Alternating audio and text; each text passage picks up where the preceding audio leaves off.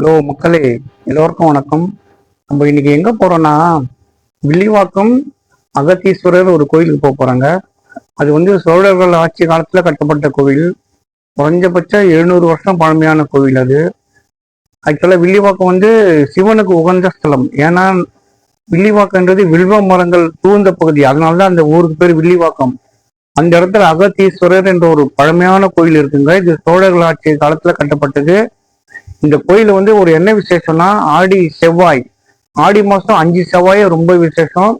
கல்யாணம் ஆகாதவங்க, குழந்தை பிறக்காதவங்க எல்லாருமே வந்து வேண்டுதல் வந்து இந்த கோயில வந்து செய்வாங்க. ஆடி 5 செவ்வாயும் நீங்க வந்து வேண்டீங்கன்னா உங்களுக்கு கண்டிப்பா நல்லது நடக்கும். இது வந்து ஒரு பேச்சா இல்லை, நான் எங்க ரிலேஷன்ல நிறைய பேர் இட்டு போயிருக்கேன். நான் அது மாதிரி ஒரு 90% நடந்திருக்குது. 10% இல்லைன்னு சொல்லுவேன். 90% ஓகே. அதனால வந்து நம்பிக்கை உள்ளவங்க கண்டிப்பா இந்த கோயிலுக்கு வாங்க. அது இல்லாம அங்க நிறைய கடைங்க இருக்கு, கடைங்களும் இருக்கும், பாக்குறதுக்கு நல்லா இருக்கும். இது வந்து எங்க இருக்குன்னா வில்லிவாக்கம் பஸ் ஸ்டாண்டு பக்கத்துலயே இருக்கு. நீங்க வில்லிவாக்கம் வந்துருங்க, எங்க இருந்து வந்தாலும் வில்லிவாக்கம் வந்துட்டீங்கன்னா போதும். இல்லைன்னா ரயில்வே ஸ்டேஷன், வில்லிவாக்கம் ரயில்வே ஸ்டேஷன்ல இருந்து நேரா ஒரு 10 நிமிஷம் நடந்து வரலாம், இல்லைன்னா ஆட்டோல வரலாம். ஓகேங்களா? இது வந்து ரொம்ப பழமையான கோவில் இது. அந்த வில்வம் வில்வம் வந்து சிவனுக்கு உகந்த ஸ்தலம். ஸோ வில்வம் மரங்களால் சூழப்பட்ட பகுதி தான் வில்லிவாக்கம். அதனால வில்லிவாக்கம் அகத்தீஸ்வரர் கோயில். இங்க வந்து அகத்தியர் வந்ததாக வரலாறு. நம்ம அதிகமா நான் வரலாறு படிக்க மாட்டேன், ஏன்னா நிறைய பேர் வரலாறு வந்து புரட்டி தப்பு தப்பா சொல்றாங்க. ஆனா சிவன் ஆலயம் கண்ண மூடின்னு வாங்க, அது வந்து பயங்கரமான சக்தி வாய்ந்த ஆலயம். நன்றி, வணக்கம். வாங்க வீடியோக்குள்ள போகலாம். நம்ம இப்போது பெரம்பூர் லோக்கோ பக்கத்தில் வந்திருக்காங்க. இந்த பெரம்பூர் லோக்கோலேருந்து வில்லிவாக்கம் ஒரு 2 கிலோமீட்டரில் வரும். நான் ஒரு வேலையை அந்த பக்கமாக வந்தேன். நீங்கள் எந்த பக்கம் வேணாலும் போகலாம். வில்லிவாக்கம் சொல்லிவிட்டு வந்துடுங்க. வில்லிவாக்கத்துலேருந்து மெயின் ரோட்டில் தான் பஸ் நிற்கும். ஏன்னா வந்து பஸ் ஸ்டாண்டுக்கு போகாது, அங்கே மெட்ரோ வருது. அதனால் நீங்கள் வில்லிவாக்கம் மெயின் ரோட்லேருந்து இறங்கி ஒரு 5 நிமிஷம் நடக்கணும். இல்லைனா வில்லிவாக்கம் ரயில்வே ஸ்டேஷன்லேருந்து இறங்கியும் நடந்து போகலாம். இந்த கோவில் இது வந்து பெரம்பூர் லோக்கோ சொல்லுவாங்கங்க. ரயில் பெட்டி தொழிற்சாலை, ஐசிஎஃப் கேள்விப்பட்டிருக்கீங்களா? அதுதான் இந்த இடம். இந்த ரைட் சைடில் இருக்குது லோக்கோ, லெஃப்ட் சைடில் இருக்குது ஐசிஎஃப். அதாவது ரயில் பெட்டி தயாரிக்கிற ஒரு இடம். இங்கே வந்து சில அதுடைய ஆக்சசரிஸ் தயாரிக்கிற இடம் லெஃப்ட் சைடில் உள்ளது. இந்த பிரிட்ஜ் வந்து லோக்கோ பிரிட்ஜுன்னு சொல்லுவாங்க. பெரம்பூரில் தான் நம்ம இருக்கிறோம் இப்போது. இந்த வழியாக நான் போகிறேன். நீங்கள் எந்த வழியில் வேணாலும் வரலாம். லொக்கேஷன் என்ன காட்டுதோ நேவிகேஷன் போட்டு வாங்க. வில்லிவாக்கம் அகஸ்தீஸ்வரன் கோயில்ட்டு. இப்போ பார்த்தீங்கன்னா எனக்கு ஒரு ட்ராக் தெரியுது பார்த்தீங்களா? அங்கேருந்து அங்கே வண்டியெல்லாம் ரெடி பண்ணிவிட்டு வெளியே வராங்க. இந்த ட்ராக் வழியாக புது கம்பார்ட்மெண்ட்டு, இன்ஜின் தயாரிக்கல, இங்கே கம்பார்ட்மெண்ட் தான், ரயில் பெட்டி தொழிற்சாலை தான். நம்ம இப்போ வந்தே பாரத் ட்ரெயினில் இருக்குது பார்த்தீங்களா? அதெல்லாம் இங்கே தான் தயாரிக்கிறாங்க. இந்த லெஃப்ட் சைடு வந்து வில்லிவாக்கங்க. நம்ம அங்கே தான் போக வரோம். ரைட் சைடில் உள்ள பகுதி வந்து லோக்கோ ஸ்டேஷனு. லோக்கோ, அதுக்கு அடுத்தது கேரேஜி, வியாசர்பாடி, சென்ட்ரல் போகும். நான் என் ஃப்ரெண்டை இட்டுன்னு போகலான்னு இந்த வழியாக வரேன், வேறு எதுவும் இல்லை. இதுதான் பெரம்பூர் லோக்கோ ஸ்டேஷனுங்க. இங்கேருந்து போனால் இன்னும் ஒரு 5 நிமிஷத்தில் நம்ம கோயிலுக்கு போயிடலாம்.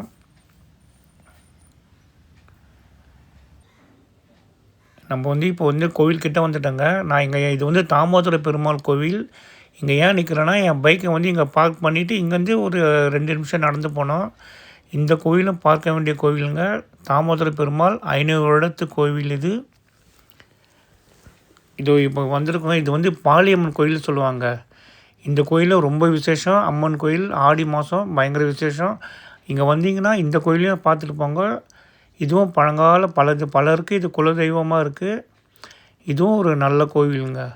நம்ம வில்லிவாக்கத்தில் நிறைய இடம் இருக்குங்க பார்க்குறதுக்கு. கடைங்களாம் நிறைய கடை வந்துடுச்சு. நம்ம திரும்பி வரும்போது பார்க்கலாம்.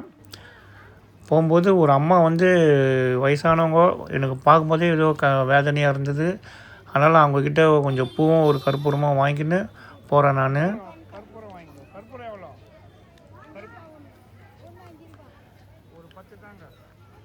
நம்ம வாங்கின்னு இப்போது கோயில் பக்கத்தில் தாங்க நம்ம இருக்கிறோம். ஒரு கற்பூரம்லாம் அங்கே ஏற்ற விட மாட்டாங்க, நெய் தீபம் தான்.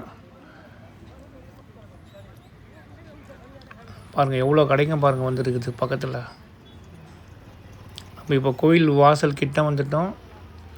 பைக் வந்து கொஞ்சம் தூரத்துலேயே விட்ருங்க. கிட்டலாம் வந்தால் போலீஸ் அலோவ் பண்ணாது. செவ்வாய்க்கிழமை போலீஸ் எப்போவுமே பயங்கர கெடுபிடி பண்ணுவாங்க. அதனால் வந்து அவங்களுக்கு நம்ம ஒத்துழைப்பும் கொடுக்கணும். ஓ இப்போ பைக்கெல்லாம் எடுத்துன்னு கிட்ட வந்துடாதீங்க. கோயில் உள்ளே விட மாட்டாங்க. நீங்கள் தூரத்துலேயே எங்கன்னா நிப்பாட்டிங்க. என்ட்ரன்ஸில் போகிற வழியில் ஒரு விநாயகர் கோவில் இருக்குங்க. அந்த விநாயகரை கும்பிட்டுட்டு போகலாம் நம்ம. இன்னொரு விஷயங்க, இது வந்து பைரவர் கோயில், இதுவும் வீரபத்திரர் கோயில். இதுவும் அங்கே ஒரு வணங்கிட்டு உள்ளே போகலாம். இது ஆர்ச்சி நல்லாயிருக்கு. இந்த விநாயகர் தாங்க கும்பிட்டுட்டு உள்ளே போனோம். இப்போ லெஃப்ட் சைடு ஒரு கியூ போகுது பார்த்தீங்களா, அது வந்து உள்ளே வந்து புத்து இருக்குங்க. புத்துக்கு வந்து பால், பழம், தயிர் எல்லாமே அபிஷேகம் பண்ணுவாங்க, புத்தில் ஊற்றுவாங்க. இது காலங்காலமாக நடக்கிற பழக்கம். இங்கே மருத்துவ முகாமும் இருக்குது. உடம்பு சரியில்லைனா கூட நீங்கள் எதனா ட்ரீட்மெண்ட் எடுத்துக்கலாம். இதுதான் கோயில் கோபுரம், எவ்வளோ அழகாக இருக்குது பாருங்கள். இப்போ தான் சமீபத்தில் இது கும்பாபிஷேகம் பண்ணியிருக்காங்க. இப்போ நீங்கள் பார்க்குறீங்களே, அந்த இடம் தான் வந்து புத்துக்கு பால் அபிஷேகம் பண்ணுற இடம். கூட்டம் நிறைய தாங்க இருக்குது. நான் வந்து ஈவினிங் வந்திருக்கேன். ஈவினிங்கில் வந்து கொஞ்சம் கூட்டம் கம்மியாக இருக்குங்க. ஆனால் நீங்கள் மார்னிங் வந்தீங்கன்னா 4 ஹவர்ஸ் நிற்கிற மாதிரி வரும். கண்டிப்பாக தண்ணீர் பாட்டில் கையில் கொண்டாந்துருங்க. ஒரு சிலர் மயக்கெல்லாம் அடிச்சுலாம் விழுந்திருக்காங்க, வயசானவங்களாம். அதனால் தண்ணீர் பாட்டில் கண்டிப்பாக எடுத்துங்க. அங்கே தண்ணி இருக்குது, இருந்தாலும் அங்கே ஒரு விநாயகர் சின்ன புடை சிற்பம், அதையும் பார்த்துட்டு உள்ளே போகலாம். நீங்கள் வந்து கோயில் உள்ள என்ட்ரன்ஸில் வந்த உடனே இதை பாருங்கள், இந்த மூலவர் அங்கே வச்சுருப்பாங்க. அவருக்கு வந்து அர்ச்சனை நீங்கள் பண்ணிவிட்டு உள்ளே போகலாம். இந்த மூலவரை கும்பிட்டுட்டு போங்க உள்ளே வந்தால். ஏன்னா உள்ளெல்லாம் அர்ச்சனைலாம் பண்ண மாட்டாங்க.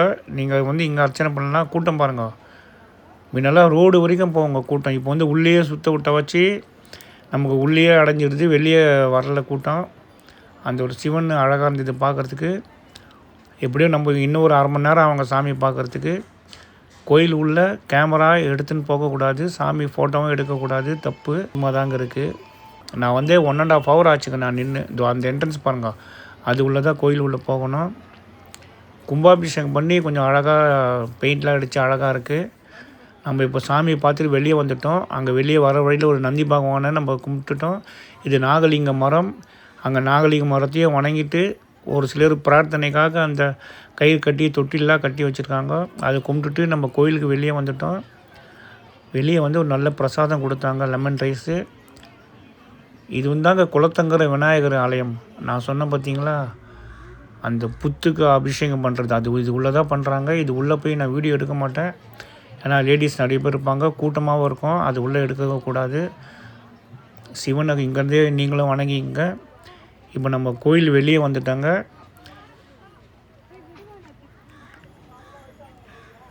இது வந்து வெளியே வர வழிங்க. கோயிலேருந்து ஸ்ட்ரைட்டாக வெளியே வரலாம். இது வந்து விசேஷ நாட்கள்லாம் இந்த வழியில் உள்ளே போகக்கூடாது. இந்த சைடில் குளம் இருக்குது. இப்போ நம்ம கடையை பார்த்துட்டு கிளம்பலாம். கடைலாம் ரொம்ப நல்லா இருக்குங்க, நிறைய ஐட்டம் இருக்குது. நீங்கள் என்னென்ன வேணுமோ அதெல்லாம் இங்கே கிடைக்கும். சிறுவர்களுக்கு, லேடிஸுங்களுக்கு அதிகமாக இருக்குது. ஜென்ஸுக்கு ஆனால் எனக்கு தெரிஞ்சு சொல்கிற மாதிரி எந்த கடையும் கிடையாது. கடையும் சுற்றிட்டு போகலாம். இங்கே வந்தீங்கன்னா ஒரு 4 மணி நேரம் ஆகுங்க. கண்டிப்பாக 4 hour ஆகும். நம்ம அவங்க கடையை பார்த்துட்டே போகலாம்.